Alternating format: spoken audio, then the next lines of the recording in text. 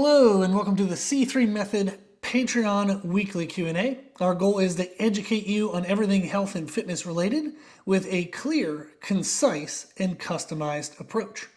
Our goal is to teach you what you need to know in a way that you can use it best. I think I got pretty close on the intro. I've been trying to do this more where I can look at the camera instead of looking down at my notes, because that's a heck of an intro, is having somebody not even looking at you.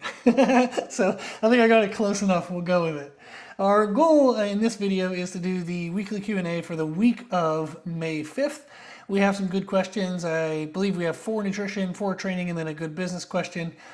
So we'll get into that. Now, before we do, I just want to remind people that if they are not signed up for the Patreon service, it could be a very useful service for you. It has this weekly Q&A where you can submit questions and get them answered. And then I also do answer people's questions directly in the email feature on Patreon. So you will get a specific answer to you along with the weekly Q&A video answer. And then also with that service, we have a video on how to set up your own nutrition program. So you can actually set up your own nutrition program for fat loss, for performance, for muscle gain, for strength, whatever it might be. We have the starting steps there. And then you can use the weekly Q&A to ask refining questions. And we also have training programs. We have training programs that are created for you every single month. And then we have various topics based on member suggestions. So a lot of content, Q&A, the nutrition, education, and then weekly programs. So that's the idea of the service, is you get very good information, as personalized as I can make it, in a group service. And then we also have our one-on-one services that I do, which you can learn more about on our website, which is c3method.com. And the 3 is spelled out T-H-R-E-E, so C-T-H-R-E-E method.com. Okay, let's get into this week's questions. So the first question we have is carb loading for a one-day endurance event. And this is going to be specific for, I have a couple clients going through this right now. One is getting ready for an Ironman. The other is getting ready to do Murph coming up in their CrossFit routine. And then we have a couple other people doing a couple other things, like half marathons and some other odds and ends. So I wanted to review this because a couple of them have mentioned that if they want to be nutritionally prepared for an endurance event, they've heard that they have to carb load for the week leading into the event. And that is not true. So I want to address that right away and cover this so that way we don't overeat leading into that week, which can actually harm our performance. When we think about carb loading, the idea of carb loading is that we want to go into the event with our muscles full of available energy. Our body is ready, fueled, it's good to go. I wouldn't want to start a road trip in my car with a half full tank of gas. So we don't want to start an endurance event with a half full, quote unquote, tank of gas. We want to make sure that our muscles are fully fueled. And how can we do that? Essentially, when we eat carbohydrates, our body combines that with water and sodium, and it stores the carbohydrates. Once they're broken down, they are broken down into glucose. So like a singular molecule of carbohydrates you can refer to as glucose. It takes the glucose, sodium, and water, and it puts it in our muscle, and that is called glycogen. So that is gasoline in the tank of our muscles, is glycogen, is the fuel source that's stored in our muscles.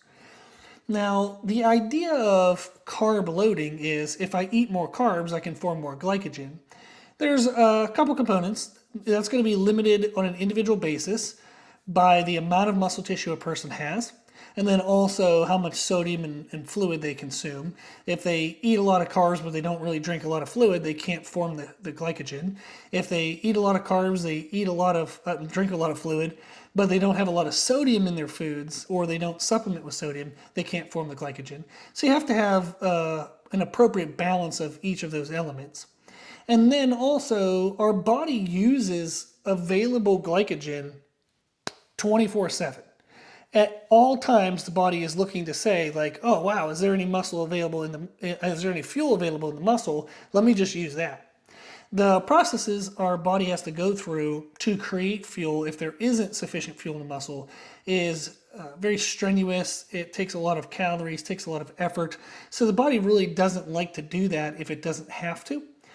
And this allows us then to know that as we're forming glycogen, our body is also depleting it. As we form it, our body uses it to tie our shoes, to walk across the room, to get up out of a chair. Anything we're doing in any moment of the day, our body will preferably, for the most part, use glycogen. There is some nuances to that, but you can think of glycogen as an always 24/7, either fulfilling or depleting process. So we're either filling it up or depleting it. Now, with that in mind, if we think of quote unquote carb loading, meaning we want to maximize our glycogen storage for a singular event. So maybe I'm going to start an event on a Saturday morning at 7 a.m.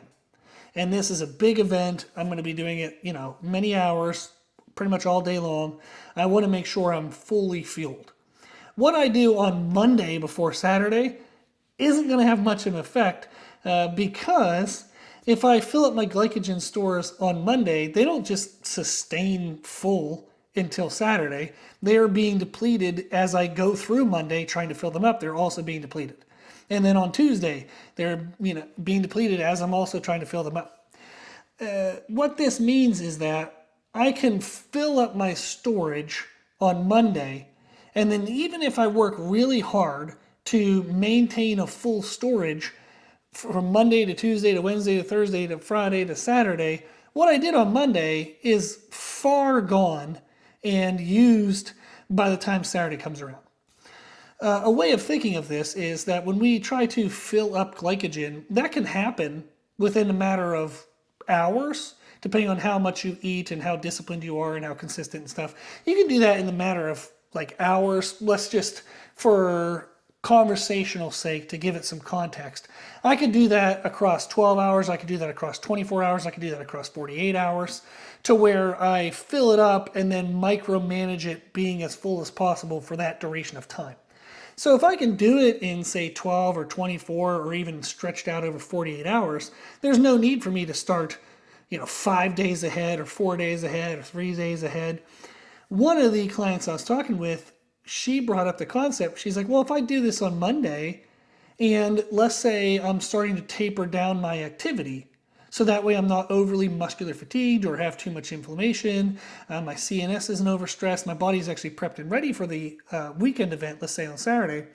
If she trains on Monday, but it's not super duper heavy, not crazy intense, but it's still active, she's active again on Tuesday, maybe she starts to bring the activity down on Wednesday, and then Thursday and Friday, just general busyness, maybe a little bit of stretching.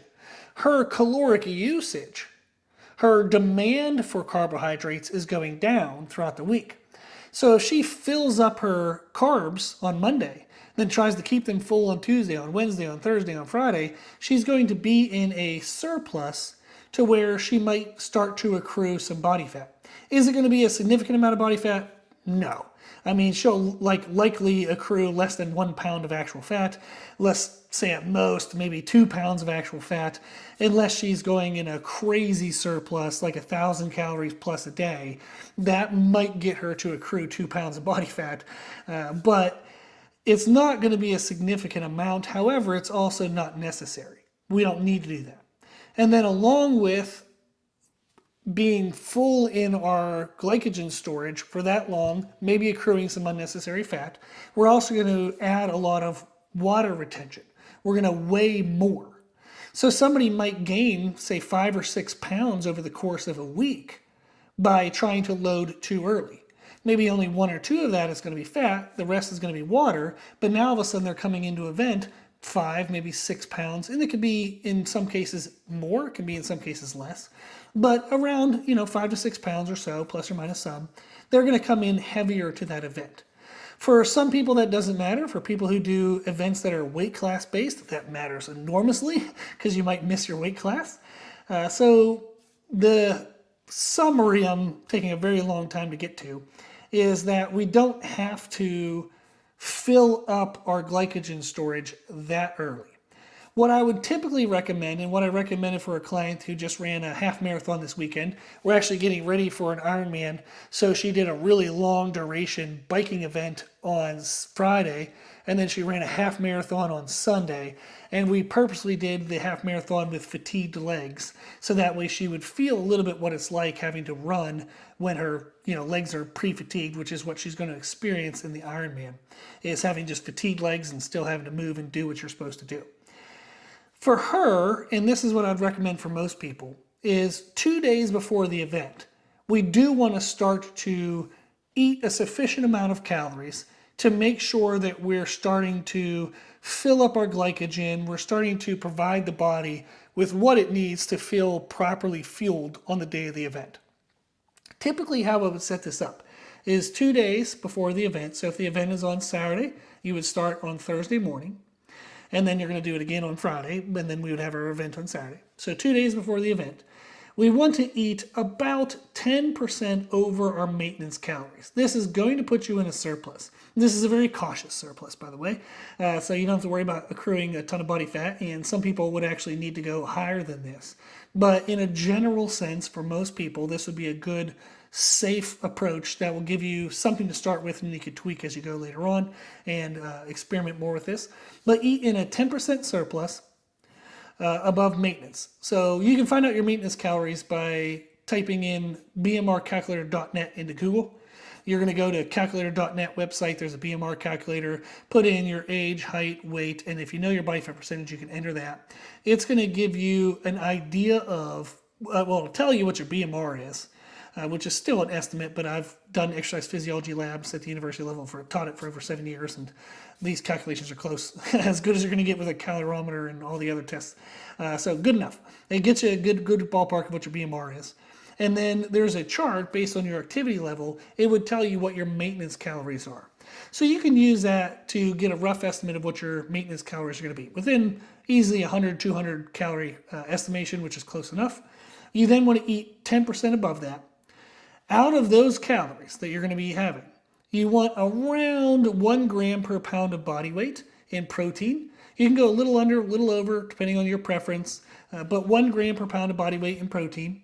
So that way you have sufficient amount of protein to heal and repair any stressed tissues and to feel fuller in your meals. It has a lot of positive impact for us. So around 1 gram per pound of body weight in protein. Your fats, there's an estimation of what a healthy minimum amount of fat intake is for general health. If we're doing it for 2 days, it really doesn't matter. But if you want to be careful, around 30 to 50 grams of fat intake is plenty enough to qualify as taking care of the essential needs for fats. Out of those, you probably want to lean more into unsaturated fats than saturated fats. And you can look a little bit into that. So unsaturated fats are going to be more so like plant-based fats. And then saturated fats are more animal-based fats. So if you're looking at a perfect ratio, roughly 2/3 is going to be unsaturated, 1/3 is saturated. Again, do these details matter? Not really, but if you want them, there they are. And then the remainder of the calories should come from predominantly carbohydrates. And that's going to start to really boost your carbohydrate intake, probably from what you've been doing.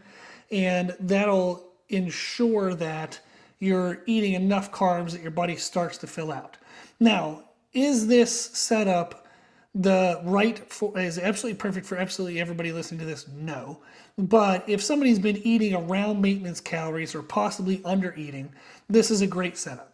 If somebody's been eating in a surplus and they've been gaining weight leading into the event, then this is actually probably less than what you've been eating, but that might not be a bad thing because you don't want to be overeating going into the event. You just want to eat what's optimal.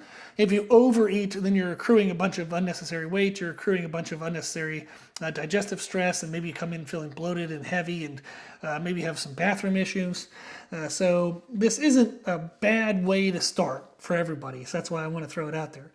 So that would be what we would do 2 days out, is 10% above your maintenance calories, 1 gram per pound of body weight in protein, 30 to 50 grams coming from fats, mostly unsaturated, and then the rest of it coming from carbohydrates. Then we also want to make sure we fully hydrate. You should be having or aiming for around 1 to 1.5 ounces of fluid per pound of body weight. The fluid can be anything you want: coffee, water, other drinks, whatever you want. As long as if you have any calories in your drinks, you equate those and account for those in your daily calorie intake. But you want to make sure you're fully hydrated. Again, that's because our body needs the carbs, which will break down into glucose, along with water to form the glycogen. It's also going to need sodium, but if you're consuming 10% above your maintenance in calories, you're probably getting enough sodium from your foods. If you're a little worried, you can salt some meals. You can take some sodium-based supplements, endurance-based supplements if you want. Probably don't really need that. If you're worried at all, just salt your meals a little bit, and you'll be fine. So that'll take care of the glucose, sodium, and water that we would need. And then the day before the event, we follow the same parameters, but there's freedom to adjust that based on your digestive stress. So if you ate the way I just recommended the 2 days before, and you get to the end of the day and you're like, wow, like this feels great, I feel good energy, but I'm actually really still hungry, maybe I could eat more. Go for it, give it a try.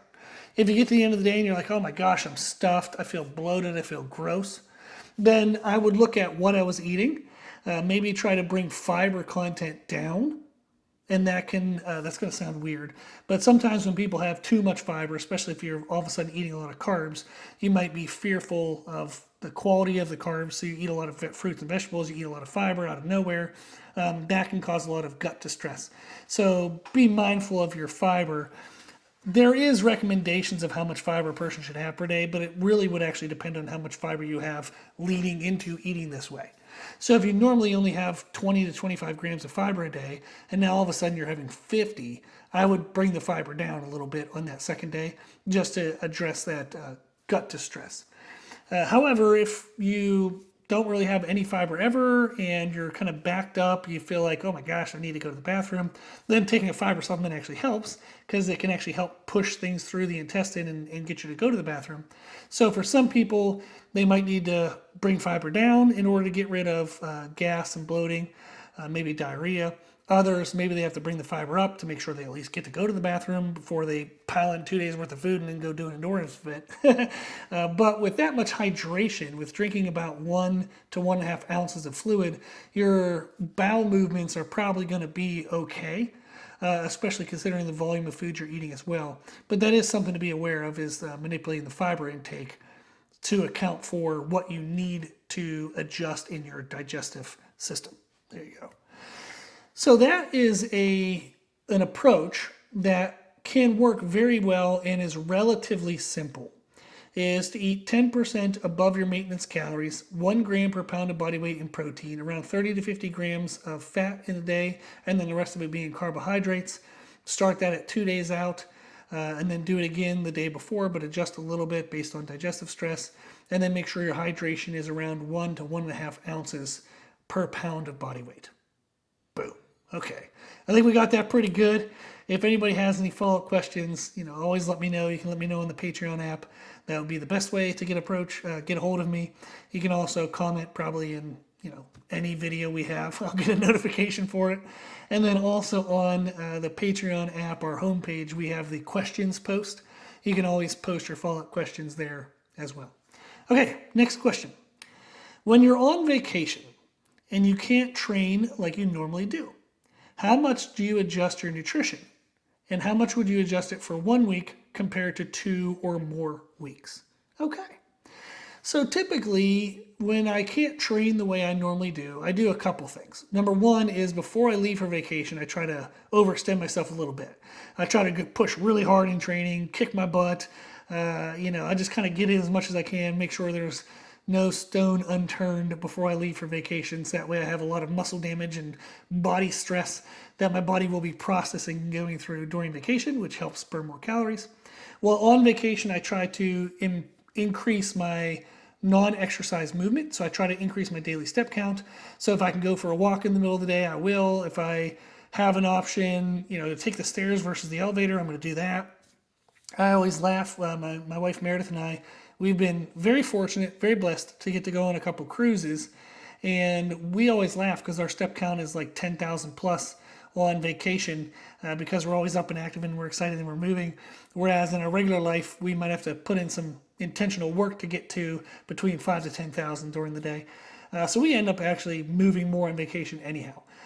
But that is something I do focus on, is trying to increase my general movement if I can't train. And again, that helps me feel more active, helps me, does it burn a significant amount of calories? Not really, but it's something, and I feel good. And then that helps motivate me to be more precise with my nutrition. So it has a psychological benefit as much, if not more so, than the physical benefit. And then with nutrition, I tend to have a normal range that I aim for on a daily basis. And I do this with clients all the time. The range that each client has depends on their history, their adherence, their goals. Some clients might have a 200 calorie range within a day, so maybe they were supposed to eat between 2,000 and 2,200. Other clients might have a 600 or even 800 calorie range. So what I usually tell them to do is when they're less active, to eat less but stay within that range. The idea of the range is typically set that if they go under that, their body's going to start to become too stressed, and it'll start to make adaptations that are disadvantageous to us losing body fat, meaning it'll start to fight against the fat loss process. Whereas if they ate above that range, we don't maximize fat loss or conditioning. We start to maybe accrue body fat or not losing any body fat at all. If I have clients who are in maybe a surplus and they're trying to build muscle, if they're under the range, they're not going to build anything because there's no material to build stuff with. If they're over the range, they're building unnecessary fat. So whether you're in a deficit diet, a maintenance diet for performance, or a surplus diet, generally we're going to have that range. And I would aim to eat lower in the range if I'm not weight training or doing the intensity of training that I normally would.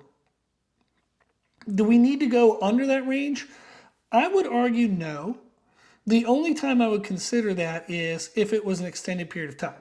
So if it was 2 weeks, 3 weeks, or 4 weeks, and all of a sudden I haven't been weight training at all, then yeah, I would probably start to bring that down a little bit. How much? Not more than 5 or 10%. So if my range currently is 2,000 to 2,200, and I'm going into week 2 of not training at all, I might pull an extra 5% off of that 2,000, which would be 100 calories. So I might drop down to 1,900. Just to be a little safe if I'm worried about accrued body fat. So those would be some adjustments I would think of, is if it's a week or less, I don't do much. I'm just going to stay in my normal range, maybe on the low end, try to be as active as I can. If it's extending beyond a week, then yeah, maybe I'll pull an extra 5% out of that bottom of the range, eat down there, and then just see how I feel. If I start to feel overly fatigued or moody or grumpy or just feel like crap, I'll eat a little bit extra one day and then bring it back down again. But that is typically the adjustments that I would look for and the adjustments that I would recommend with my one-on-one clients. Next question. Recently, you did a pros and cons of low-carb diets. I wondered if you could do a pros and cons for fasting. I hear about its benefits for fat loss and even for quote-unquote cleaning out unhealthy cells like cancer prevention. Is there any truth to that? That's what I meant. Is there any truth to that? Cancer prevention, I've not heard of fasting as like a recommended method for preventing cancer. I have read the research and watched some podcasts, like some lengthy fancy pants podcasts about autophagy and the effects of fasting on different timelines. And it is true that the body does a cleansing process to where if there's damaged cells and or just kind of broken down, cluttered mess in the body in a fasting state will go through and pick off those little extra pieces and parts and try to break that down and see if there's any energy available in there. So it does, quote unquote, clean house a little bit. But is it going to get rid of like active cancer? No. I don't believe that's what they're saying. I don't believe that's the recommendation. Does it have maybe some potential to slowing down active cancer? I don't know. Maybe. I still have yet to say, hear someone say fasting is a cure for cancer. Is it a possible thing that people are looking more and more into? Probably, and absolutely that is what I'm hearing. But I don't think of it as something where if I do a regular type of fasting on a regular basis, I'm going to prevent cancer from happening later in life. I don't see it being that extreme. Well, is it a contributing factor to some degree? Maybe, sort of. I think the jury's still out on that. But that is with the cancer and kind of cleaning house effect. And then with fat loss, it is a method to reduce caloric intake. So if I don't eat, I'm definitely going to be eating less than I normally eat. So fasting can help reduce calorie intake, which can lead to fat loss. But it's not the only method in any way whatsoever, ever. That's why there's 1,000 diets. That's why there's all those low carb diets that I referenced. I think it was in last week's video. We talked about paleo, carnivore, and one other one, which I can't remember. But they were low carb style diets. And then there's a million other diets. There's high carb, low fat diets. There's everything under the sun. You know, you think about intermittent fasting, which would fall under fasting variations. There's different time frames. Some people don't eat until 2 in the afternoon, but then they only eat until 6 p.m. And then other people, they'll only eat in the morning, but they don't eat in the afternoon, and blah, blah, blah, blah, blah. There's a million ways of doing it. When we're looking at fat loss, we're simply trying to create a reduction in caloric intake sustained over time. You can look at that at a 24-hour basis, a weekly basis, bi-weekly, how many calories you consume per month. You could do it that way if you wanted. I don't hear many people say that, but you could. The impact of fasting, the benefit of fasting, is that it reduces how much you eat. And for some people, it's easier for them to say, I will eat nothing, than I'll allow myself to eat this and this. Because all of a sudden it's this plus this, and then maybe a little bit of that and a little bit of that, and they lose a little bit of that control. It's not a lack of self-discipline. It's just a little bit of a loss of control. Is they try to give themselves some guidelines. They have some gray area, and they struggle in the gray. Yeah, so their idea of using fasting is to make it black or white. I'm either going to eat or I'm not going to eat, and that's it. So it can simplify the process. Is it anything special compared to any other diet style? No. It's just another method that's out there in the world. So the pros of it is it makes it black and white. If you give yourself a time window to eat, maybe you're not going to eat. Like I've had a million people set up a million ways of fasting, by the way. So I'll have people eat like Saturday, Sunday. They tend to eat and enjoy life, and then they fast on Monday. Then on Tuesday, they go back to like intermittent fasting. So Monday, they eat nothing. Tuesday, maybe they allow themselves to eat from 2 p.m. to 10 p.m. And they do that Tuesday, Wednesday, Thursday, and then and Friday. And then on Friday evening and then Saturday and Sunday, they allow themselves to eat throughout the day as they want. But that's just a method throughout the week to control their calorie intake. You could set that up with any other time windows you want. You could have no time windows and just eat under a certain control of calories per 24 hours. So it really depends. The pros and cons, I don't really know if there's necessarily... The pros could be that it makes it black and white. So that is a pro, is there's no gray area. You don't have to worry about what you, like, could I have this or this, but maybe this or maybe not that.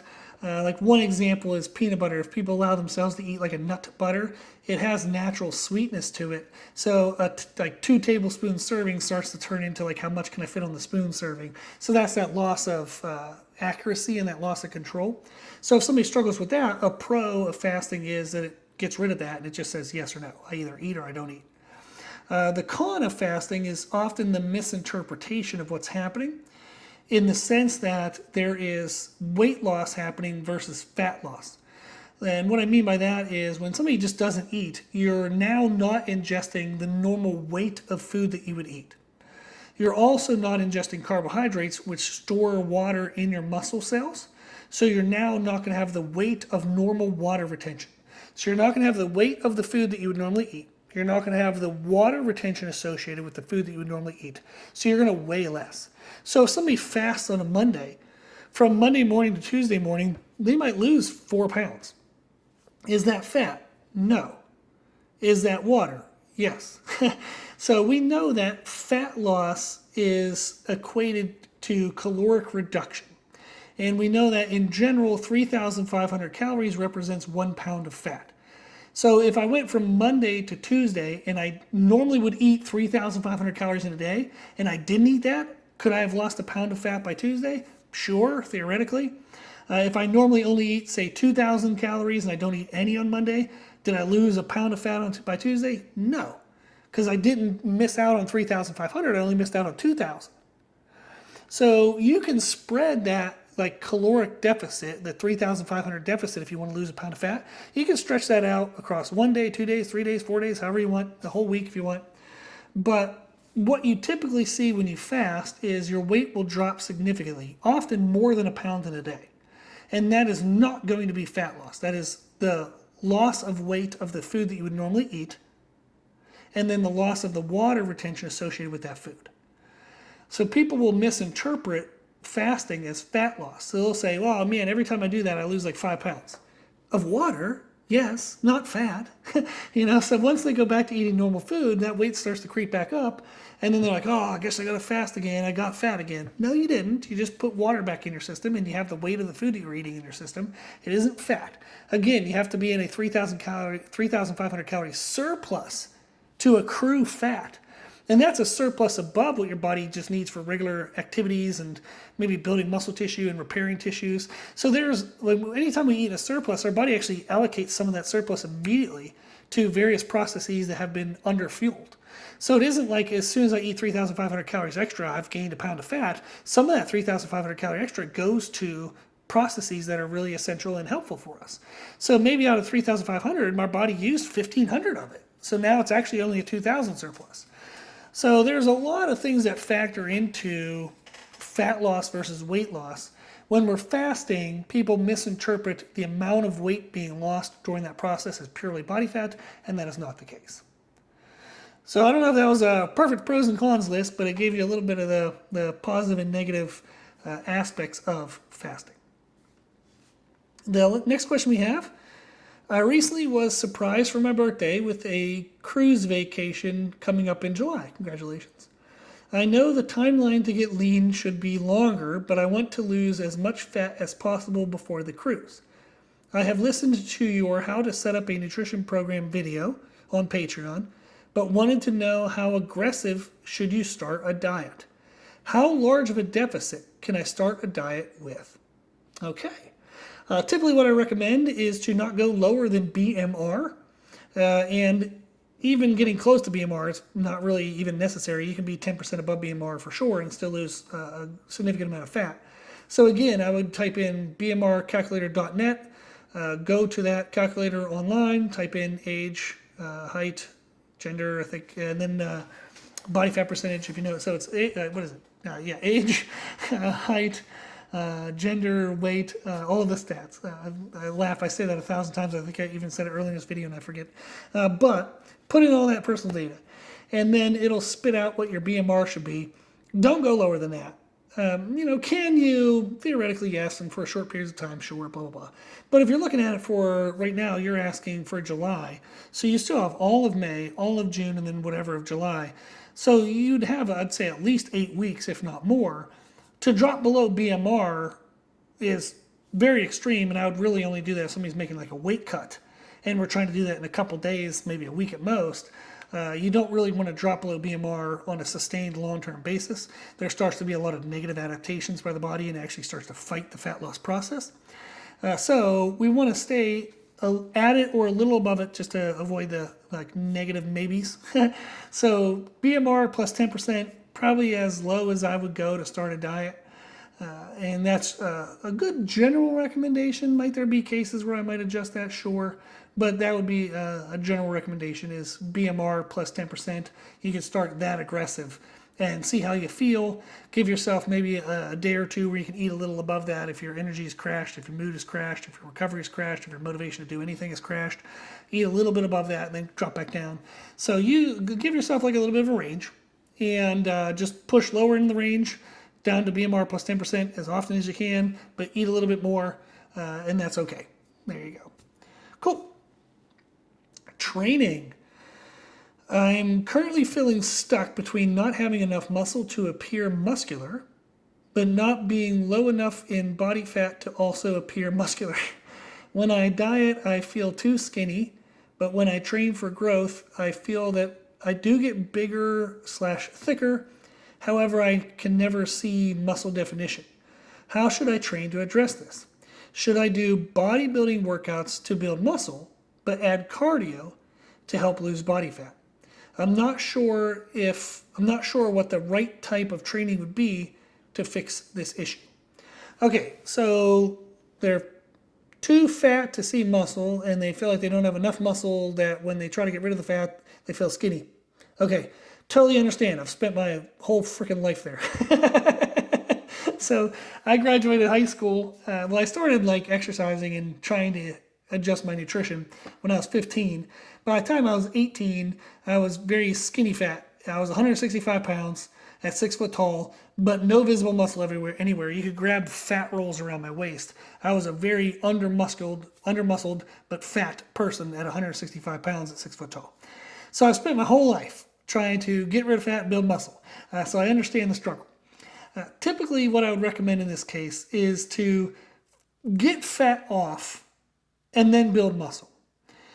It is faster to take off fat than it is to build muscle. So you're going to see a faster change of your aesthetics that can be motivating and positive if you focus on fat loss first compared to building muscle first. What I would typically recommend is, if we're going to put some numbers in this and put some context to this, is let's say right now you're at 25% body fat.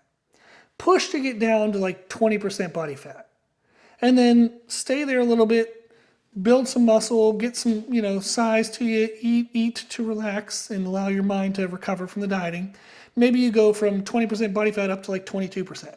Then you can push down again, maybe push all the way down to 15%. And then refeed, recover, maybe up to like 17, 18%. Then push down again to like 10 to 12%. What I would do is I would be pushing and pushing and pushing to try to get my body fat lower, lower, lower. And when I freak out and feel like, oh my God, I'm getting too skinny, hold. Don't immediately reverse course. So if you diet away 20 pounds, don't then regain the 20. So when I'm thinking about body fat percentages, we can also do that in poundage. And again, this is all going to need to be personalized to you, but just to give the context of what's going on, is I might take off 20, allow myself to put 5 back on. Take off 20, allow myself to put 5 back on. If you go through like step processes like that, it allows you to feel as though you're making progress, visible change progress to your physique. But you're not going to freak out that you're losing too much muscle along the way, because you're giving yourself a little bit of time here and there to recover that muscle, so to speak. But at the same time, is you're not just yo-yoing back and forth between two looks, but never actually making progress in either direction. You're never getting leaner than you normally are. You're never getting more muscular than you normally are. You're just kind of stuck in this no man's land. So what I would do is I would focus on pushing fat loss more and really get lean. Get lean, see what muscle you have, and then stay lean when you try to build muscle back up. That would be the better approach, because you can lose fat faster than you can build muscle. So I would focus on the fat loss first. You're going to get to see a change in results first. You're going to get motivation first.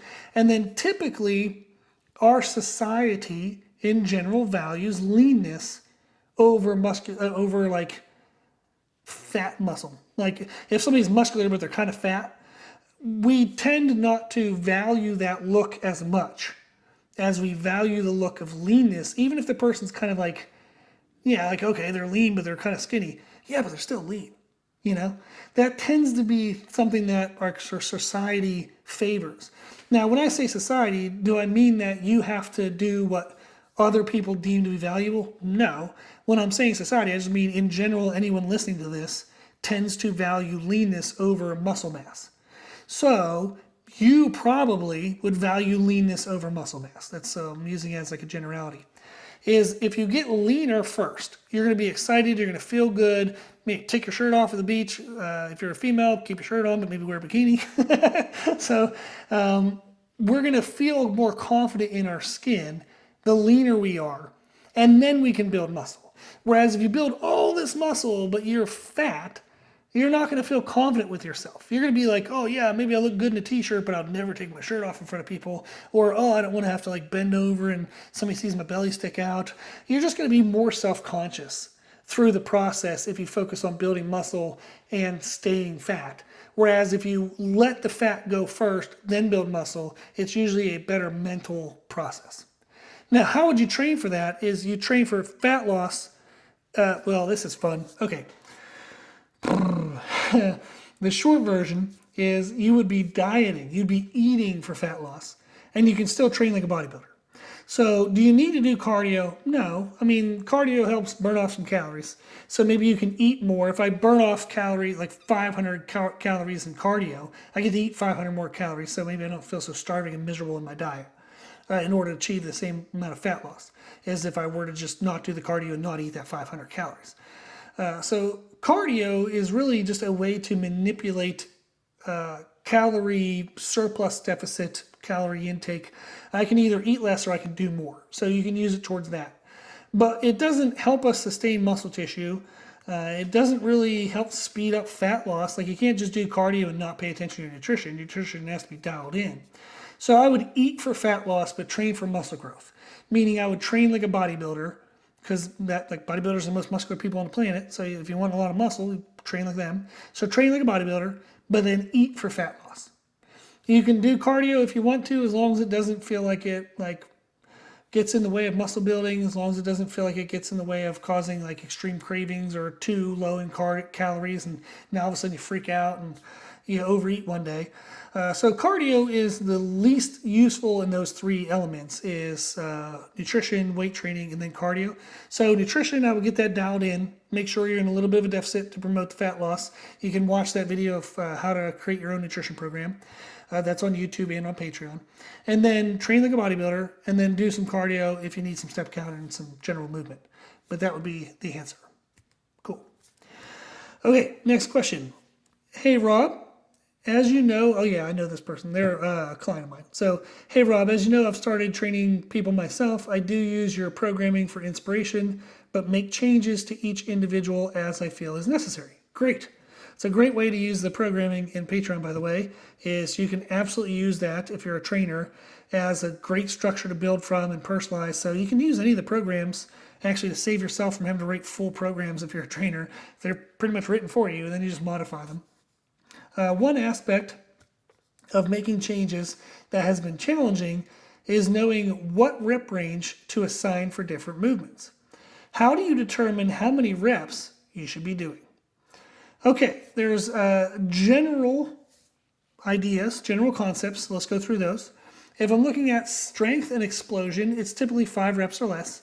If I'm looking at muscle growth, it's somewhere between 5 to 20 reps. And then muscular endurance is, depending on the type of movement, like 10 plus reps. And then within those ranges, it depends on whether you're doing a full body, systemic, like compound, measurable movement, or an isolated movement. If I have a compound movement, I can probably do lower in the range. So muscle growth, maybe a compound movement between 5 to 10 reps, totally good. Because if you do it higher rep ranges, you tend to get more into endurance problems and or technical quality starts to kind of like dip off. So big, heavy, aggressive compound movements like multiple muscle, multiple joint movements, you're gonna be lower in those ranges. More isolated movements, it typically works best to be higher in the ranges. So bigger muscles don't try to take over. You have the weight moderate enough that the small muscle can really isolate and you can find good mind-muscle connection there. But that would be the general ranges. Strength and explosion is 5 or less. Muscle growth between 5 to 20. Muscular endurance is 10 plus. Now, 10 doesn't sound like maybe a lot of reps, but do a 10 rep max on squats. You're going to be crazy out of breath. Whereas if I'm doing something more endurance-based like battle ropes, just 10 battle ropes, who cares? You're going to need to do way more reps than that. But that gives you some general ranges to go through. And then there's other factors like personal preference. Some clients like to lift heavy. So I'll let them be lower in the range for sure, because that's their preference. Other clients maybe like to be a little bit higher in rep range because that gives them better mind-muscle connection. They have less concern about injury. Maybe there's less CNS stress. So they like being higher in the range. Great, that's fine with me. Also, equipment considerations. Some clients I work with, they have limitations in how heavy the machines and weights they have available go. So we might have to go higher in the ranges based on the limit of how heavy we can get. And then also, the general, like a general approach would be is try it yourself. So try a movement at like 5 reps, try a movement at a 10, try a movement at 20. What feels good to you as a trainer? And then start that with your client, but then also get feedback. Get personal feedback from them, like how do they experience it, how do they feel, and then track the data. Do they grow better from high reps? Do they grow better from lower reps? Do they get stronger from sets of 5 or stronger from singles? So talk to them, ask for their feedback, track the data, And usually if you have an idea of what they're going to feel, so meaning you do it first, that's a good approach as well, and you just kind of build it and go from there. So that's the general approach that I use for rep ranges. And then in all of those recommendations, it is the assumption that you will push the movement right to the edge of failure, right to the edge of technical failure. So if I say 5 to 20, that means somewhere in there you have to be the edge of technical failure, meaning the body's, if it tries one more rep, it's probably not going to do it very well, and or you're at risk of injury. So you have to push right to that edge, and as long as it's in those ranges, you're going to be getting around that desired outcome. Okay. Next question. How can I optimize my training logbook? I record exercises, sets and reps, and weight. But is there anything else I could be tracking? Yeah, there's definitely some other things. So if we look at exercises, I tend to track in my mind like the technical quality. So maybe I was able to do something, maybe I did 5 reps at 50 pounds last week, and this week I did 5 reps at 55. But I was like, oh, that was kind of squirrely, and I might have really cheated a little bit on that last rep. I'll record that. I'll record that it was a lower quality. So then the next time I come in, I'll try to repeat the 55, but maybe I can get a better technical score. So you can use technique score like 1 to 5. 1 is it was absolute crap.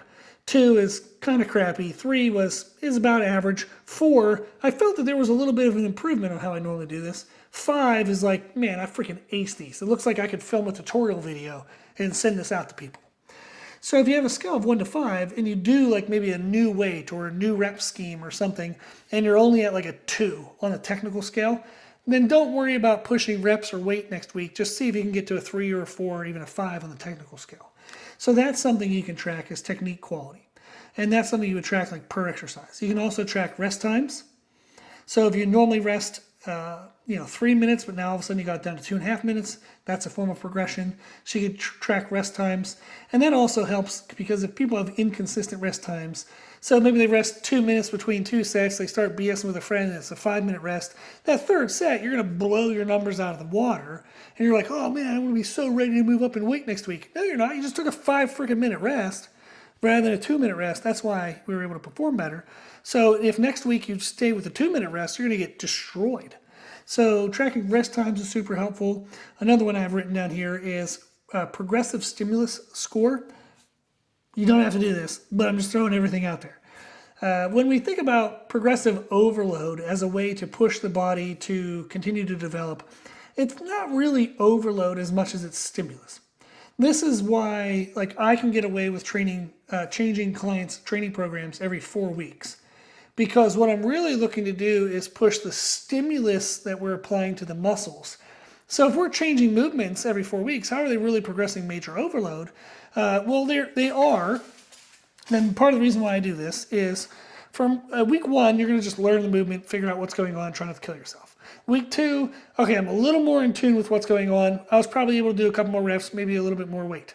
Week 3, now I kind of got the idea. I know how this should feel. It was harder to create progression than it was in week 1 to 2, but I was able to do that from 2 to 3. Week 4, it gets really hard to add a rep or even add 2.5 pounds. To really add anything, it gets really hard between week 3 and 4. If you were to stay with that movement to now week 5, 6, 7, 8, you're going to become less and less and less likely to be able to make any type of load increase without sacrificing technique. So before somebody sacrifices technique and they get injured, I change the program. Now I rotate through with all my one-on-one clients the way in which I create the progressive stimulus. If we've done maybe an underloaded variation of a squat, so maybe we did pause squats, I'll now have them do non-pause squats so they can go a little bit up in weight.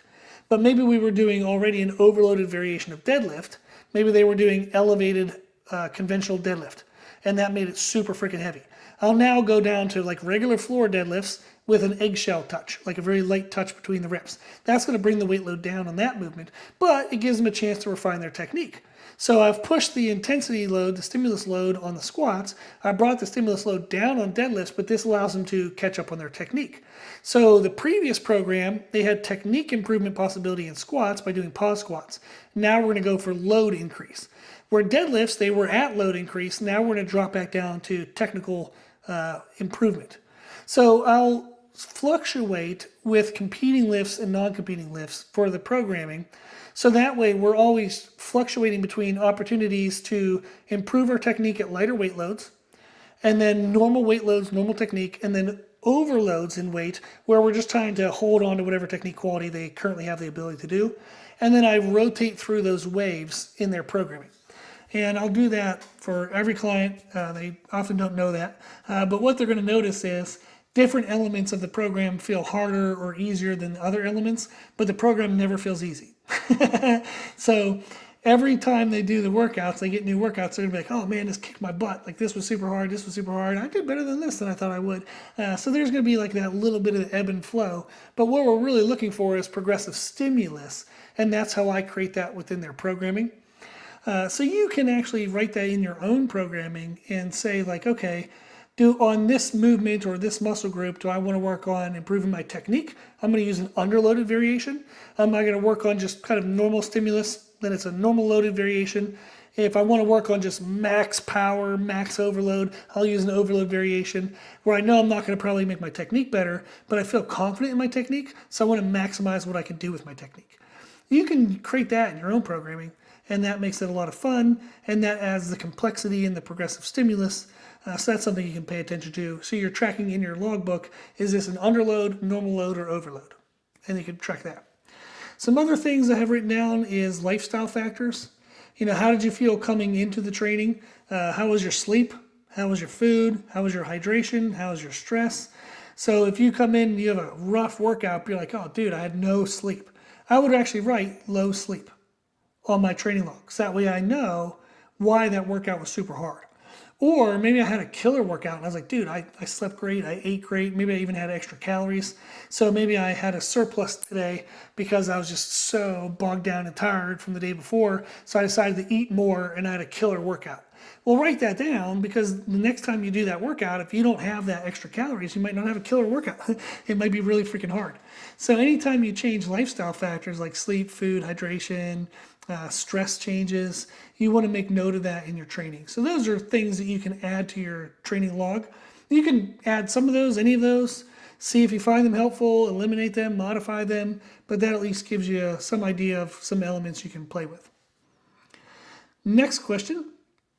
Thoughts on Epsom salt baths and these med studios that do infrared beds and cold plunges in the same room, i.e. HOTWORX, for muscle recovery. Okay, so if we want to improve muscle recovery, sleep, by far the most impactful, without any doubt. Try to improve your sleep quality. Try to get extra sleep, if and whenever you can. So that's number one. Number two would be calories. Make sure you're consuming the calories you should be consuming. If you've been pushing really low in your range for multiple days and you're super sore and not having good recovery, go ahead and go up in the range. Let your body catch up on recovery. Protein, make sure you're eating sufficient amount of protein, and then hydration. If your muscles are dehydrated, they can tend to feel stiff and achy, so make sure you're hydrated. Those are the biggest things. Nothing else that you do will have as much of an impact or even be able to make an impact if those elements aren't in place. So sleep, calories, protein, hydration. Then, if we're looking at ways in which we can help with muscle soreness, muscle fatigue, massages are great. I mean, if you have the chance to get a massage, they are freaking wonderful. They're definitely high on my list. You can also do like saunas, like sitting in a sauna is helpful. We actually have a sauna tent for Meredith at our house. It's like this chair and then this tent that goes around her and her head sticks out. And she'll sit in that whenever she's feeling maybe a little over fatigued or tired, and we'll watch a movie together while she's sitting in there, and she always feels really good after that. I don't personally think that cold helps with muscle fatigue. There's more and more research that is conflicting as to whether cold plunges are helpful or hurtful for muscle growth and muscle repair. I have never felt that cold was helpful. And this is personal, so it's worth nothing or whatever you think my opinion is worth. But I've done the hyperbolic chamber things, and when I would come out like old injuries, like I tore my meniscus in my knee like 10 plus years ago. All of a sudden my knee hurt for a day. It's just like little aches and pains and things I wouldn't normally have noticed felt worse after cold treatments. And I've done cold plunges, and again, I never really felt better. You feel good for like 5 or 10 minutes afterwards because you're finally out of being freaking freezing cold. I don't think it has much of a carryover past that. So I'm not a big fan of cold style treatments. I don't think that they're that great. I have not had many clients be like over the moon about that. Usually heat treatments tend to be better. And that would be like saunas. You can also do massage guns or massage tools. Like we have the, I can't even remember the name, Normatec boots, massage boots for the lower body. They're freaking awesome. I love them. But what I think is actually more beneficial is that if I put those boots on and sit down for 20 minutes, it's actually mostly beneficial that I just sat down for 20 minutes. So just taking some extra time to sit and relax and then have like a me time restoration mental effect, I think that's actually more beneficial than the boots themselves. But that's my opinion. I do like them and I do use them usually 2 to 3 times a week. But I feel as though just simply getting myself to stop and slow down is more beneficial than anything. I've gotten massages done, and just to lay down for 30 minutes or an hour and maybe fall asleep, that feels better than anything, like probably better than the actual massage. So really just rest, relaxation, allowing your mind to recover, your body to relax. Those things tend to be great. So an Epsom salt bath would probably be great. Put on some light music, just chill and relax. Try to disconnect from the world. It probably will help. So that would be my suggestions, is anything that does muscle relaxation, like massage therapy, heat treatments, and then just taking time to just relax and chill. Give yourself some extra rest time from your normal busy life, and that can help a lot. Okay, then we have one business question for this week. Ideas for income outside of in-person training.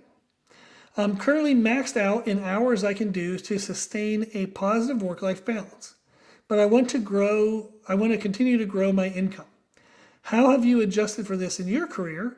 What do you recommend to the trainers that you coach?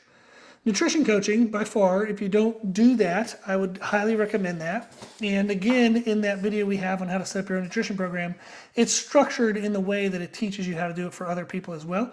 So nutrition coaching is great because if you train people in person, you probably likely talk about nutrition. But if you don't set forth a standardized program for it, you don't have a standardized way of doing feedback and adjustments, I would standardize that and make that a service. So that way you can work with people, even if they don't want to be in the gym, even if they train only at home, you can at least do nutrition coaching. So I would add nutrition coaching for sure. Everyone needs help with nutrition, whether they know it or not. Then what I would also look to do is do online coaching. This is actually how I built my business to being like pretty much, it's 100% online right now, virtual coaching. I do some in-person coaching from time to time in certain cases. So I would say 99%, there you go, is virtual coaching. I started doing it that way because friends of clients I had in person needed help, and my client was getting really good results. They were telling their friend, and their friend's like, man, how can I find a trainer like that where I live? So then it was actually the first ever online client for me was out in California. I live near Charlotte, North Carolina. And I remember just like we were reaching out, I was sending them programs, we were typing emails back and forth, and then I started logging into their nutrition app to give them feedback, and it kind of developed from there. Is if you have clients who have friends and people who train and they struggle to get the same results as your clients, then offer to help those people virtually. You can do Zoom consultations. There's another service I use called Riverside, which you can record everything and do different editing specialties with. So you've seen that in some of our guest podcasts. But you can use a virtual meeting consultation aspect and do that at whatever frequency you feel comfortable with. You can do Google Docs, which is a 24/7 document. You can write in it 24/7. The client writes in it whenever they want, and you can get notifications when each other write something in it. So that's something I use. Text messages, emails, WhatsApp for all my foreign clients. And then there's tons of payment portals as well, like Wise, W-I-S-E, is one I use for foreign clients. I don't use PayPal as much because they take a larger percentage, but there's Venmo, there's Zelle, there's probably 40 gajillion other ones I don't even know. But nutrition coaching and online coaching are definitely two things you can do. And then if you own your own studio, one thing you can do is bring in another trainer. So offload some of your newer clients, give that to a new trainer, then let them build out their portfolio, and then you do the same, and that continues to build out business, and you earn a little bit of money from that trainer that you brought in. You can then break that down however you want. You can ask me follow-up questions if you have questions about that. You can also do in-house supplements. So get some supplements that you believe in. You can get an affiliate deal, like reach out to a supplement company. Like I have an affiliate deal with NutriCost, to where we can get a 10% discount and then 10% commission on anything that we sell. So that way, if I want supplements for myself or Meredith, I can get those cheaper, 10%. If a client or customer buys, supplements from that link, I get 10% commissions. That's a little bit of extra earnings. I've asked them to change it around, because if I could, I would take no commission and just let everybody have the discount. So it's challenging, but sometimes there's restrictions for different companies. But that is an option, is to sell some supplements, do a very small markup, but it's at least something. And then the convenience you're providing is they can get it at your facility rather than having to go order it online or figure out, out of the 5,000 protein brands, which one's best. Just say, these are the things I believe in the most. This is what I take. If you would like it, here it is. It's the normal cost plus 5%. Maybe you can make a little bit like that. Or if you can get it at a wholesale reduction, you can go in together with another couple gyms. So maybe you partner together with 3 or 4 other gyms, create a wholesale account, and then all of you can pull from that account at a huge reduction, and then you would charge that reduction. So if you can get it at 25% lower than normal cost, you would then charge normal cost, and you get to have that 25% as your earnings. So that's one way to do it, is pull together with other businesses to make a wholesale account. You can also then do a meal prep pickup service. If you're at a pickup location for a meal prep, like we worked with 212 Meals, what was great about that was we were able to get meals at a discount. So that's essentially like making more money, is you pay less for food. So that's an option, that if you have your own studio, you can be a meal prep pickup location. And that's a good option as well. And then I'm trying to think if I have any others written down. Some ancillary type services. Maybe you do an in-body scan. So you can get an in-body scanner, and that tells people like their body fat percentage. You can track muscle mass, and maybe you pay up front for the scanner, and you charge people $10 a month if they want to do a reading, and they can track their progress if they like having that data.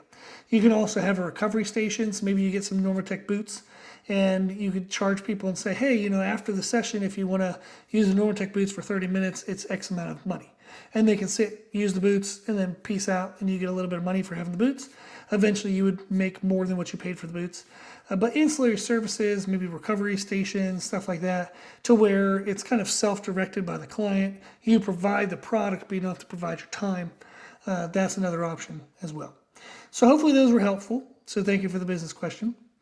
Those are actually all of our questions that we have for this week. I answered a couple other ones direct to the people. So thank you for those who did submit questions.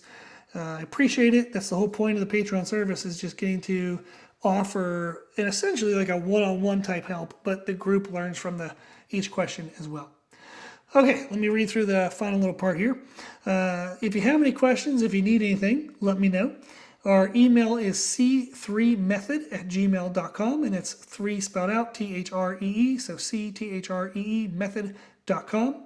You can also go to patreon.com/C3method, and you can sign up for the Patreon service if you'd like. I appreciate everybody who supports this service. I appreciate everybody who listens to these podcasts. I hope you get absolutely everything and anything you needed from this. And you can always find other information that I share under C3 Method on Instagram and YouTube. Those are the 2 main social media channels I use. So check out those resources for other content, daily content. So check us out and follow us on those.